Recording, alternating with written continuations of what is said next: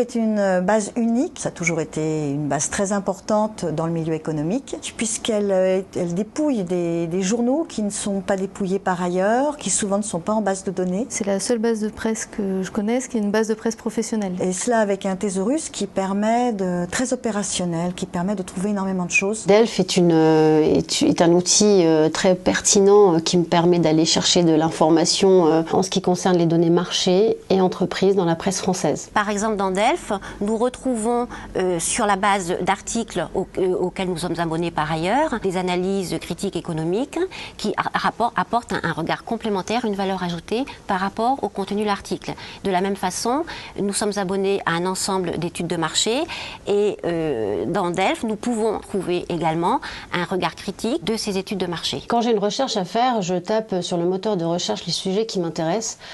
Et Delf me propose des références d'articles ainsi que les résumés que je peux très facilement les récupérer en interne. Nous utilisons beaucoup Delf en salle de lecture pour les lecteurs et pour répondre également à des questions en ligne. On peut avoir par exemple quelqu'un qui va passer un entretien dans la grande distribution et qui a besoin de se renseigner par exemple sur Carrefour. Donc, du coup, en cherchant dans Delf, il va pouvoir trouver des articles dans plusieurs titres de presse professionnelle différents sur les stratégies de l'enseigne Carrefour. Ce travail humain donne beaucoup plus de précision aux résultats. Les articles sont vraiment sélectionnés.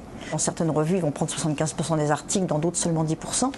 Et ça, c'est ce choix humain qui fait la différence.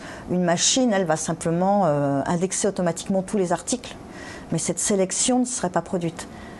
Alors que la qualité de Delf, c'est précisément de ne proposer que des articles qui ont suffisamment de densité d'information. Ça m'apporte un gain de temps considérable. L'accès à l'information est pour moi très facile et très rapide.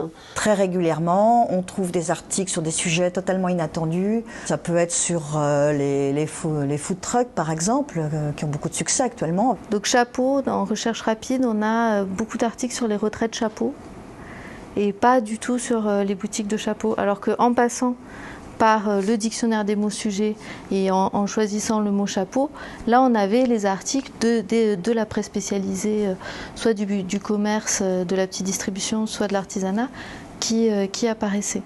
On va trouver des articles sur la confiserie. Et c'est très dur à trouver ces articles. Donc du coup ça permet d'aller précisément chercher un article un peu rare au fin fond d'un magazine pas connu du lecteur. Il y a des dossiers qui sont faits tous les mois sur des sujets d'actualité.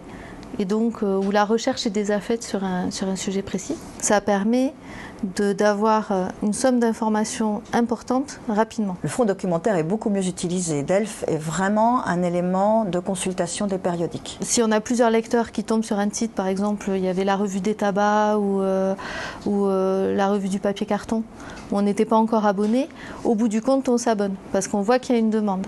Et c'est vrai que du coup, Delf nous fait connaître à nous, bibliothécaires, une revue professionnelle qu'on n'avait pas encore repérée grâce en fait à l'usage que font les lecteurs de Delf. Quand nous, on fait notre campagne d'abonnement tous les ans pour choisir quel titre on désabonne et quel titre on abonne, le fait que ça soit ou pas dépouillé dans Delf est un argument conséquent.